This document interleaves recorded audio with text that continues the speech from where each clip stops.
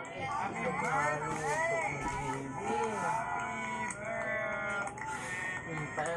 mama naman pag luto ng itlog ni baby. Tama naman ni mama.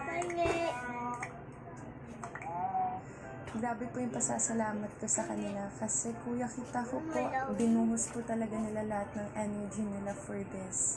Para po sa birthday ko with my sister kuya. Halo, dito halo. Halo, para mainit ulit. Dali. Kita ko po after everything yung hagod nila kuya. Dati po talaga napagod sila. Grabe po kuya, pasasalamat ko sa kanila. Overall, i-rate ko po siya 100 out of 100 kuya. So, best birthday gift ever kuya. Hindi, bati kita. Isang maligayang kaarawan. Thank you po kuya. Agad mang nasubok ang hotel staff, naging mapuso naman ang pagbukas ng PBB Hotel. Siyempre dahil sa birthday ni Lela at sa pagbisita ng kanyang ate Manny. Ano-ano pa kaya ang sorpresang dala ng hotel ni Kuya? At siyempre, my gosh, sino ang mga magiging espesyal na bisita? Abangan. Hello Philippines and hello world. At magandang gabi mga kapuso at kapamilya.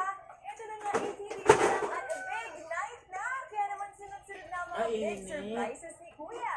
Isa na nga dyan ang pagbabalita ng duo big winners, sina Brent at si Mika o ang Greta. Paano nga kaya nila susubukan ng mga hotel staff ni Kuya at maging big winner of the kaya ang servisyo nila? At ano pa kaya ang special task ni Kuya para nila para mas makilala pa nilang mga housemates? Pero dapat natin tutupan. Yes, kaya naman balikan natin agad ang pagpapatuloy ng operations ng PBB Hotel. At balita ko ha, may mga mapopromote agad-agad.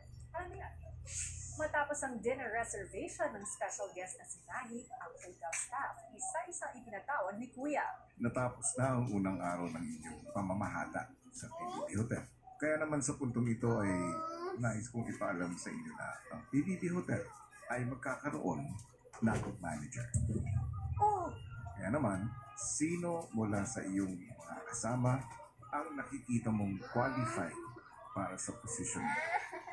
Nakikita din naman po namin siya po yung mga qualities ng isang pagiging manager. Super organized namin kanina dahil sa kanya din kuya. Siya po yung parang tumayong manager po, kuya. Lagi po siyang may ideas na kuya. Magaling naman po siya mag-manage pag may mga unexpected po na pangyayari. Knows how to handle. Magaling po siya mag-take control of the situation. Alam niya po kung paano po papatakbuhin po ng maayos na maayos yung PBB.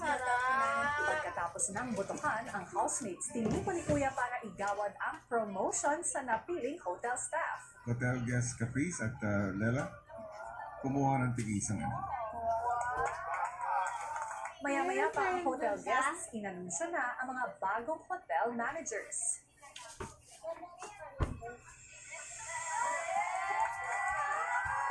Unexpected kuya, kasi nakakala ko po nung una isa lang magiging manager kuya, tsaka ayoko po talaga yung role na yun kasi alam mo kuya yung mga scene sa mga movie mo, where's your manager pag may problema kuya, ayoko lang ganun. Pero ayun nga po, grateful ako na nakitaan din ako ng ibang hotel staff na pwede ako maging manager. Kung may kakain, nakain lahat.